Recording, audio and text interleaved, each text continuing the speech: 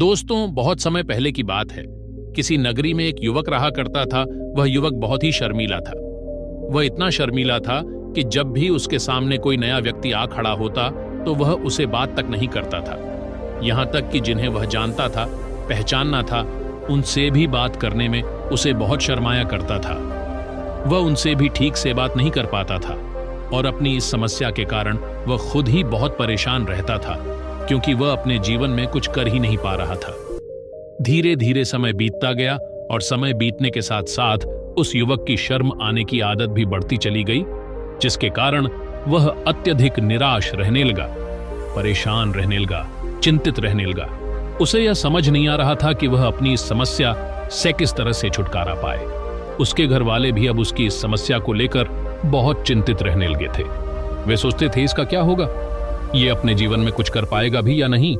जब भी वह कहीं पर काम के लिए जाता तो लोग उसके सीधेपन का फायदा उठाते, उसे परेशान करते। वह कुछ ज्यादा कह नहीं पाता था, जिसके कारण उसे कोई कुछ भी कह देता और वहां से चला जाता है। इन्हीं सब कारणों की वजह से उसका मन कहीं भी किसी भी काम में नहीं लगता। वह हर काम को कुछ ही दिनों में छोड़ दिया करता। उसके मन में बहुत कुछ चल रहा था। उसके मन में विचारों के तूफान उठ रहे थे। वह सबसे बहुत कुछ कहना चाहता था, लेकिन अपनी इस आदत के कारण वह किसी से कुछ नहीं कह पा रहा था। वह अंदर ही अंदर घुसता जा रहा था। सारे विचार, सारी बातें उसके मन में ही दबी पड़ी थी, लेकिन कभी भी वह किसी से भी अपने मन की बात नहीं बताता था। जब छोटा सा बच्चा था तब उसे लोग बहुत पसंद करते थे। उसकी इस आदत को भी लोग सराहते थे, लेकिन इसी आदत की वजह से जब वह बड़ा हो गया, युवा हो गया, तो इसी आदत के कारण उसे अपना जीवन जीने में भी अत्यधिक परेशानियां उठानी पड़ रही थी।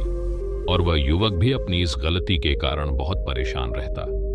अपनी इस एक आदत से छुटकारा पाना चाहता था। वह चाहता था कि वह लोगों से अपने मन की बात खुलकर कह पाए। जो कुछ करना चाहता है, जो कुछ कहना चाहता है, वह सबसे वह खुलकर कह सके, कर सके। लेकिन जब भी कोई दूसरा उसके सामने आता तो उसकी जुबान मानो खुलती ही नहीं।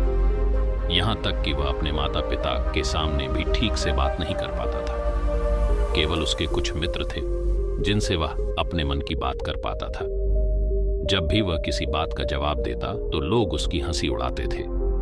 उसका मजाक बनाते लोग कहते हैं कि आज तो तेरे मुंह में भी जबान आ गई है। यह समस्या दिन ब दिन बढ़ती चली जा रही थी और इस समस्या के कारण अब उसके पिता भी अत्यधिक चिंतित रहने लगे थे। वह चाहते थे कि उनका बेटा भी दूसरों के सामने अपने मन की बात रख सके, लेकिन एक दिन जब अपने उस बेटे को दूसरों के सामने शर्मिंदा होता हुआ देख रहे थे, तभी उन्हें बहुत क्रोध आया और वह अपने बेटे को खरी खोटी सुनाने लगे। उन्होंने उसे इतना डांट दिया कि वह युवा लड़का अत्यधिक क्रोधित हो गया और वहां से बिना कुछ कहे वहां से चला गया। शाम हो चुकी थी और अब तक उनका बेटा घर नहीं लौटा था। माता और पिता दोनों बड़े ही चिंतित थे।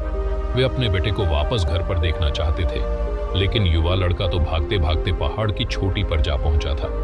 वह वहां से नीचे की ओर झांक रहा था और ईश्वर से कह रहा था, हे भगवान, आपने मुझे ऐसा क्यों बनाया? लोग मेरा मजाक उड़ाते हैं, लोग मेरी हंसी उड़ाते हैं। जब मैं इस दुनिया में अपने मन की बात रख ही नहीं सकता, मैं किसी से कुछ कह ही नहीं सकता, तो फिर मैं इस जीवन को जीकर क्या करूंगा? जब भी मैं किसी से कुछ कहने की कोशिश करता हूं तो लोग मेरा मजाक बनाते हैं, मेरी हंसी उड़ाते हैं, यहाँ तक कि वह मुझसे कुछ भी कहकर चले जाते हैं और मैं उनका जवाब नहीं दे पाता। ऐसा जीवन जीकर मुझे क्या मिलेगा? इसलिए मैं तेरे पास आ रहा हूँ। इतना कहकर जैसे ही वह युवक कूदने की तैयारी कर रहा था कि तभी पीछे से आवाज सुनाई पड़ी, बेटा, जान देना तो बहुत आसान है, लेकिन इस जान को तुम वापस नहीं पा सकोगे। जैसे ही ये आवाज उसके कानों में पड़ी, वह पीछे मुड़कर देखने लगा। उसने जैसे ही पीछे मुड़कर देखा, उसने पाया कि एक बौद्ध भिक्षु उसके पीछे खड़े हैं। उन्हें देखकर वह डर सा गया और अपने एकदम पीछे खींच लिए और चुपचाप वहां पर खड़ा हो गया। अपनी आदत के कारण वह उनसे कुछ कह नहीं पा रहा था। तभी बौद्ध भिक्षु उस युवक से कहते, है बेटा, क्या बात है? आखिर तुम यहाँ पर क्या कर रहे हो और तुम अपने इस जीवन को क्यों समाप्त करना चाहते हो? यह अनमोल जीवन बहुत कम लोगों को नसीब होता है और तुम्हें यह जीवन व्यर्थ लगता है। इस पर वह युवक कहता है, नहीं नहीं, कुछ नहीं, मैं तो बस यहाँ पर खड़ा होकर देख रहा था। तभी बौद्ध भिक्षु उस युवक से कहते हैं, बेटा, मैं जानता हूँ कि तुम यहाँ पर क्या करने आए थे। तुम मुझसे कुछ नहीं छुपा सकते। लेकिन मैं चाहता हूं कि तुम अपनी समस्या मुझसे खुद बताओ, तभी मैं उसका समाधान तुम्हें बता पाऊंगा। यदि तुम चाहते हो कि कोई तुम्हारी मदद करे तो उसके लिए पहले तुम्हें ही आगे बढ़ना होगा। यदि तुम चाहते हो कि मैं तुम्हारी समस्या का समाधान करूं तो तुम्हें मुझे अपनी समस्या बतानी होगी, वरना मैं कुछ नहीं कर सकूंगा। उन बौद्ध भिक्षुओं की यह बात सुनकर वह युवक कहता है, नहीं नहीं, मैं ठीक हूं, मैं सच कह रहा हूं। उस युवक की यह बात सुनकर बौद्ध भिक्षु उस युवक से कहते हैं, ठीक है बेटा, यदि तुम नहीं चाहते कि मैं तुम्हारी मदद करूं तो कोई बात नहीं, मैं तुम्हारी बात पर विश्वास कर लेता हूं, लेकिन तुम्हें भी मेरी एक